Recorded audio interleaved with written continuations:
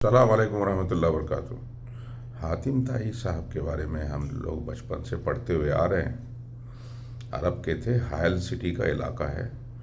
حائل سٹی سے کچھ 40-42 کلومیٹر دور کوئی گاؤں ہے، توارن، وہ سب پہاڑی بھی وہیں پہ، جبل السمرہ، وہ سب علاقے کے، اور غالباً یہ 578 صدی میں، گریگورین کیلنڈر کی بات کر رہا ہوں، پری اسلامک ایریا وقت کی بات ہے یہ، 578 میں ان کا کچھ غالباً انتقال ہوا۔ تو ان کی ہاسپٹیلٹی کے بارے میں، آؤ بھگت کے بارے میں، سخاوت کے بارے میں ہم بچپن سے سنتے ہوئے آ رہے ہیں، ٹھیک ہے۔ وہ ایک شاعر بھی تھے، بہت سارے لوگ کو پتہ نہیں ہے۔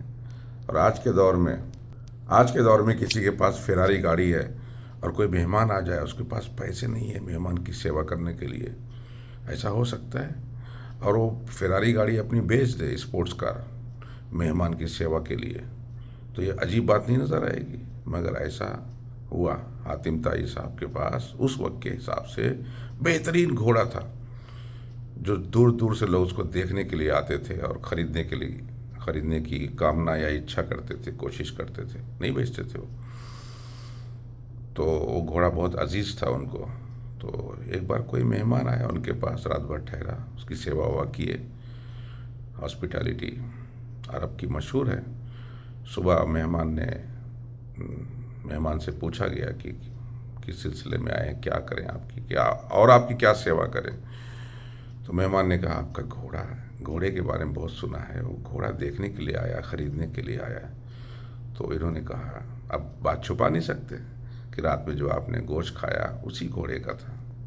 تو اس لیول کے ہاسپٹیبل تھے، دیکھیے، دنیا کے لوگ سب خریدنا چاہ رہے تھے، نہیں بیچے، اتنی قیمتی چیز تھی ان کے لیے اس وقت، فراری گاڑی کی طرح سے۔ مگر مہمان کی سیوا اور خدمت کے لیے، آؤ بھگت کے لیے، سخاوت میں اتنے بڑے تھے، انہوں نے اس کو کاٹ کر کے گھوڑے کو مہمان کی سیوا کیا۔ تو اس لیے بولتے نا، خاندانی رہتا ہے۔ تو عرب کی ہاسپٹیلٹی بہت مشہور ہے، سخاوت پوری دنیا میں آج بھی ہے۔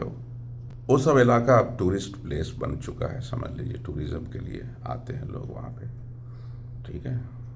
40-42 کلومیٹر دور ہے حائل سٹی سے، توارن گاؤں ہے کوئی۔ حاتم الطائی، طائی قبیلہ ہے، ٹھیک ہے، حاتم الطائی۔